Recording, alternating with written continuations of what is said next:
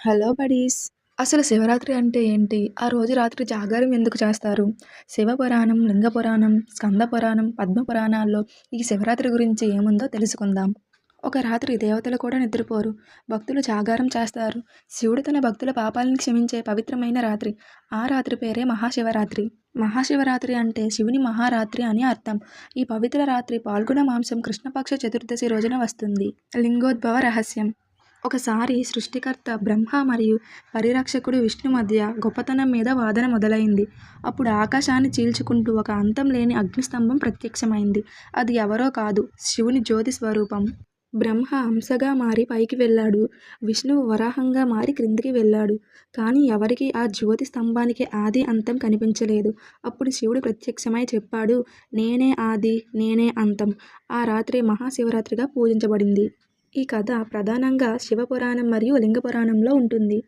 సముద్ర మథనం. నీలకంఠుడు, దేవతలు, అసురులు కలిసి క్షీరసాగర మథనం చేశారు. మొదటిగా బయటికి వచ్చింది ఘోరమైన విషం ఆలాహలం. ఆ విషం ప్రపంచాన్ని నాశనం చేసేలా ఉంది. అప్పుడు శివుడు ఆ విషాన్ని తాగి లోకాన్ని రక్షించాడు. పార్వతీదేవి అతని గొంతు పట్టుకొని ఆ విషం కిందకి వెళ్లకుండా ఆపింది.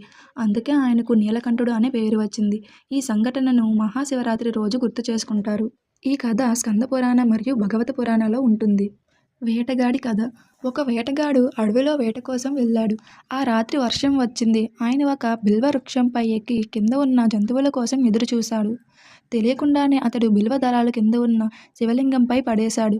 అదే రాత్రి మహాశివరాత్రి. ఆయన ఉపవాసంగా ఉన్నాడు. రాత్రంతా జాగారం చేశాడు. తెలియకుండానే శివార్చన చేశాడు. శివుడు సంతోషించి అతనికి మోక్షం ఇచ్చాడు. ఈ కథ శివపురాణంలో ఉంది. మహాశివరాత్రి ఎందుకు జాగారం? మన అజ్ఞానాన్ని తొలగించే రాత్రి. మన లోపల ఉన్న అహంకారాన్ని కరిగించే రాత్రి.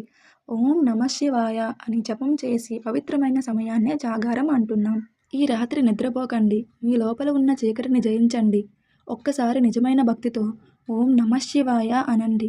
శివుడు మీ పాపాలన్నీ క్షమిస్తాడు. ఈ కథ మీకు నచ్చితే సబ్స్క్రైబ్ చేసుకోండి, లైక్ చేయండి, షేర్ చేయండి.